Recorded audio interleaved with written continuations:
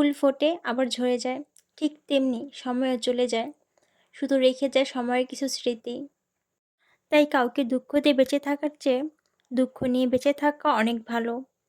কারণ নিজের কষ্টের জন্য কারো কাছে জবাবদিহি করতে হয় না, কিন্তু অন্যকে কষ্ট দিলে জীবনভর তার অভিশাপ নিয়ে বাঁচতে হয়। হ্যালো এভরিওয়ান, আসসালামু আলাইকুম। সবাই কেমন আছেন? আশা করছি আল্লাহর রহমতে সবাই খুব ভালো আছেন। আলহামদুলিল্লাহ, আমিও খুব ভালো আছি। বৈশাখী লাইফস্টাইল ব্লগের নতুন ব্লগ দেখার জন্য সবাইকে স্বাগতম জানাচ্ছি। আমি বৈশাখী। আমার ভিডিওগুলো যে আপুরা ভাইয়ারা দেখেন বা দেখছেন, তাদের সবার সুস্থতা কামনা করে আমার আজকের ভিডিও শুরু করছি। আপনাদের সাথে কথা বলতে বলতে আমার নাস্তা বানানো হয়ে গেছে। এখন সবাই মিলে খেয়ে নেব। আজকে সকালে নাস্তায় ছিল গতকালকে গরুর মাংস ভুনা, সাথে খোলা চালের পিঠা বানিয়ে নিয়েছি। নাস্তা করা শেষ, এখন বিছানার চাদর চেঞ্জ করে নেব রান্না করতে যাওয়ার আগে। বিছানার চাদরটা তুলে ভিজিয়ে দিব, গোসল করার সময় ধুয়ে দিব। ঘর ধরে ঝেড়ে মুছে কাটাকুটি করে নেব, তারপর রান্না করতে যাব। রান্না করা হয়ে গেলে আমি ঘরটা মুছে গোসল করে নেব। বিকেলে তেমন কাজ থাকে না, তাই ইচ্ছে আছে বিকেলে একটু হাঁটতে বের হব। কারণ অনেকদিন কোথাও যাওয়া হয় না, তাই অস্থির লাগতেছে। ঘরে থাকতে থাকতে কেমন পাগল পাগল লাগতেছে। মনে হচ্ছে আমি যেন বন্দি খাঁচার পাখি। তাই একটু ডানা মেলে উড়ার জন্য বাইরে যাব হাঁটতে।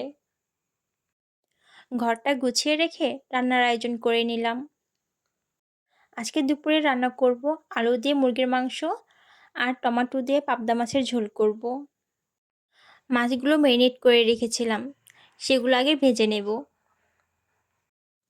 এই পর্যায়ে যারা আমার ভিডিও দেখছেন তাদেরকে বলি, আমার চ্যানেলটি সাবস্ক্রাইব করে পাশে থাকা বেল আইকনটি বাজিয়ে দেবেন, যাতে করে আমার নিত্য নতুন ভিডিওগুলো সাথে সাথে আপনারা দেখতে পারেন। আমার মাছগুলো ভাজা হয়ে গেছে। মাছটা তুলে এই কড়াইয়ের মধ্যে আমি তরকারিটা বসিয়ে দিব। টমেটো দিয়ে পাবদা মাছ ঝোল করতে চেয়েছিলাম, কিন্তু ফ্রিজ খুলে দেখি টমেটোই নেই।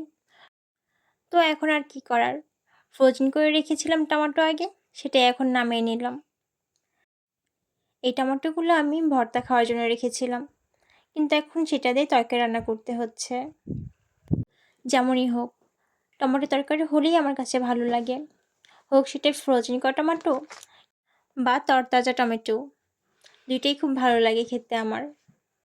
টমেটো দিয়ে ভালো করে কষিয়ে নিয়েছি, তারপর একটু ঝোল দিয়ে দিলাম। ঝোলটা বলক উঠে গেছে, এখন আমি সবগুলো মাছ দিয়ে দিচ্ছি। আমার মাছ তরকারিটা প্রায় হয়ে গেছে, এখন থেকে লবণটা একটু কম হয়েছে, তাই একটু লবণ দিয়ে দিলাম আবার। এখন মাছ তরকারি নামিয়ে মুরগি তরকারিটা বসিয়ে দিব। পেঁয়াজটা একটু ভেজে নেব, পেঁয়াজটা একটু নরম হয়ে আসলে মশলা দিয়ে কষিয়ে নেব। মশলা কষানো হয়ে গেছে, এখন আমি মুরগি আলু দিয়ে দিব। এদিকে রান্না করার সময় যে বাটিগুলো নষ্ট হয়েছে সেগুলো ধুয়ে নিব। আমি অনেকগুলো বাসনপত্র একসাথে জমিয়ে ধুই না, যখন যেটা নষ্ট হয় সাথে সাথে ধুয়ে ফেলি, তাহলে কষ্টটাও কম হয় আর বেসিনটা নোংরা হয়ে থাকে না। সব ধোয়া হয়ে গেলে বেসিনটাও আমি একটু ক্লিন করে নেব।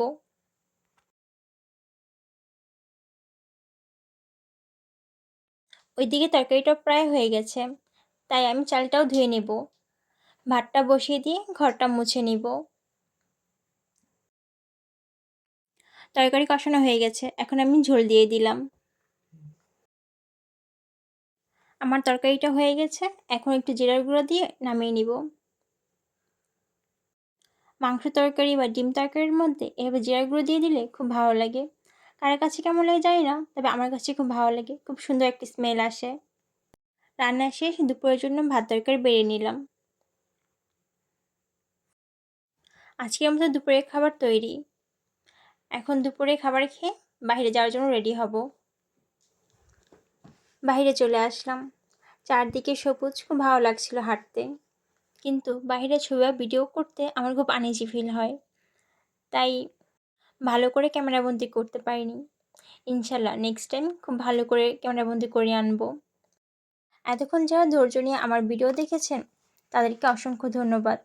যদি আজকের ভিডিও আপনাদের ভালো লাগে তাহলে লাইক, কমেন্ট ও শেয়ার করতে ভুলবেন না। আপনাদের দেওয়া একটি লাইকে আমি আরও ভিডিও বানাতে উৎসাহ পাবো। আজকের ব্লগ আমি এখানেই শেষ করছি। সবাই ভালো থাকবেন এবং আমার জন্য দোয়া করবেন। আমি যেন আপনাদেরকে নতুন নতুন আরও ভিডিও উপহার দিতে পারি।